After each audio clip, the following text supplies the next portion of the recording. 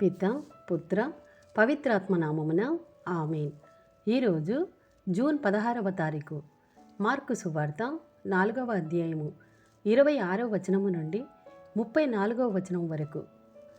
ఆయన ఇంకను వారితో ఇట్లనెను, దేవుని రాజ్యము ఇట్లున్నది.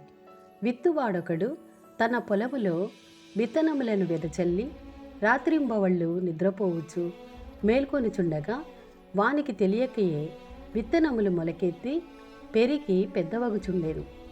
భూమి నుండి మొదట మొలకలు, వెన్ను, అటుపిమ్మట కంకులు పుట్టును. పంట పండినప్పుడు కోతకాలం వచ్చినదని సేద్యగాడు వెంటనే కొడవలితో కోయనారంభించును. యేసు మరలా ఇట్లనెను, దేవుని రాజ్యమును దేనితో పోల్చదగును? ఏ ఉపమానముతో దానిని వర్ణింపవచ్చును? అది ఒక ఆవగింజను పోలియున్నది.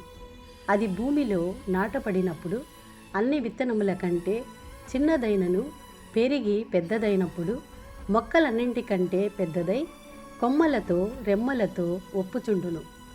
ఆకాశ పక్షులు దాని కొమ్మలలో గూళ్ళు కట్టుకొని నివసించును. ప్రజలు గ్రహింపగలిగినంత వరకు అనేక ఉపమానముల ద్వారా యేసు వారికిట్లు బోధించెను.